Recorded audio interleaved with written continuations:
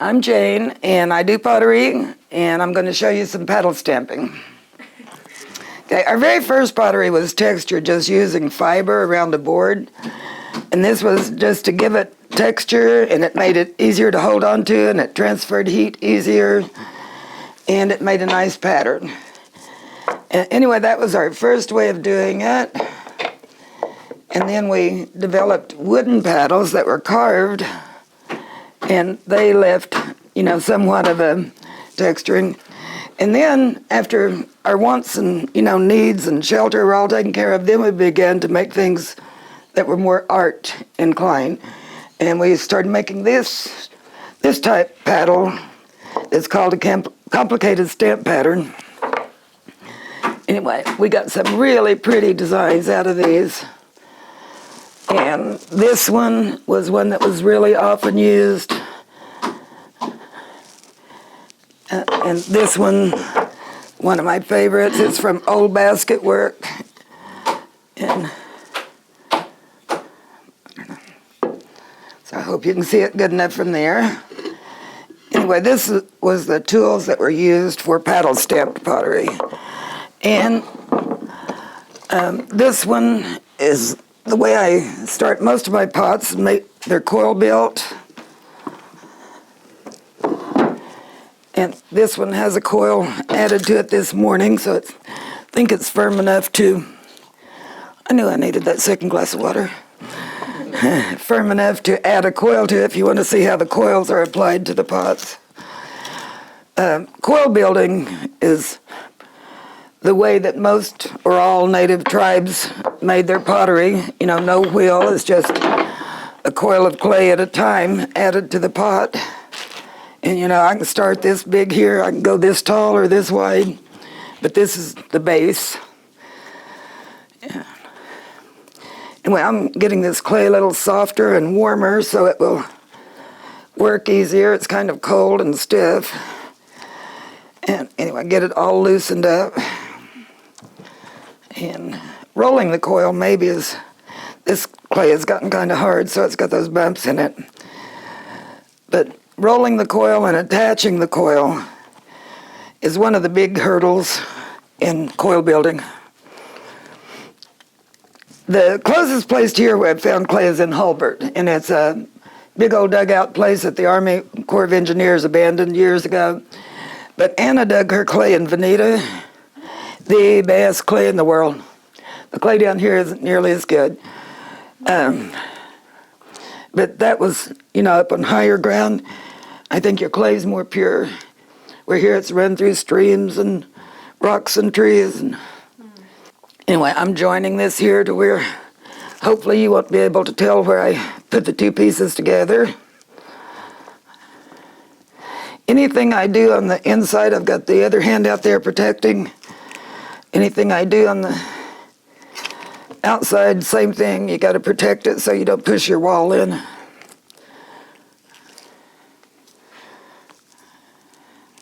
Okay, now I'm going to attach this coil. I start with the outside because it may not be, but I think it makes it stronger.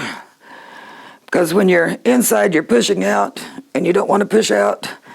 So I like to get the wall strong from the outside, then go back inside. But what I'm doing, I'm attaching this, and I'm feeling that crack. When I start working on it, if that crack isn't filled really well, it'll show the seam. So I want to make sure that seam is filled really well. I'm kind of rushing through this so I can show you how to do the inside and raise the wall. Okay, when I was working out here, I had this hand in there, and now I'm going to have this hand out here while I'm pushing this clay down. I'm doing the same thing on the inside as I did on the outside. I'm pushing that clay down, and that coil, I'm treating it like it has three different purposes. One of it is 1/3 of it comes down, 1/3 in here, and leave 1/3 for the foundation for the wall.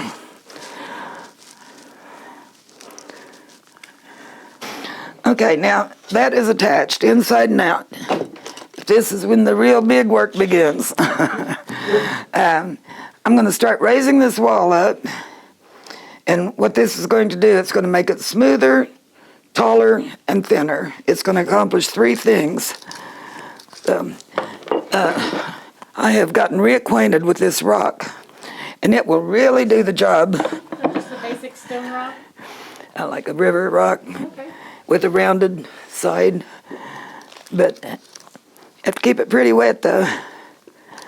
But what I could do with this would take me twice as long as what I can do with this. But you have to be real careful using this because it's so strong. It will go through the wall if you're not careful. I had a few do that when I first started using the stone. If you notice, I'm not going up and through the rim.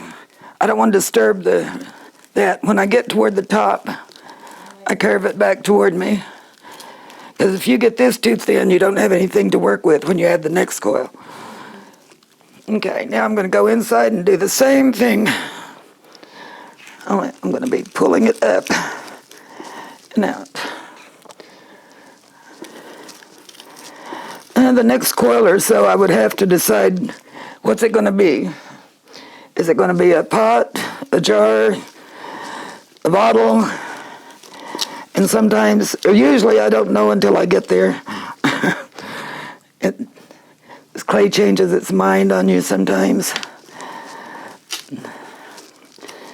That's one thing that I think to really get along with pottery, you have to really love the material and love how it feels and love what you do and do what you love. Okay, now you can see the inside, how it's smoothing out and joining. I'll take it out and show you. It's too soft to sit out here by itself.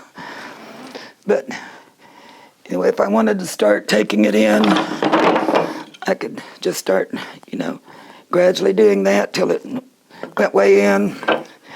But it's so soft right now, I'm going to put it back.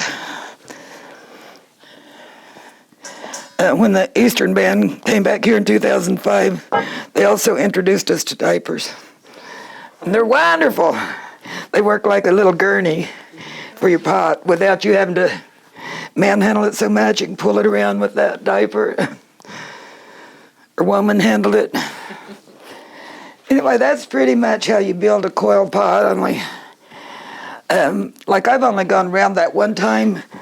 I will probably go back in here 2 or 3 times. I'll probably be out here again 2 or 3 times, getting it smoother, thinner, and taller. So the one go around, that's not when you quit.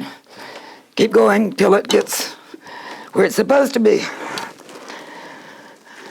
Okay. All right, thank you.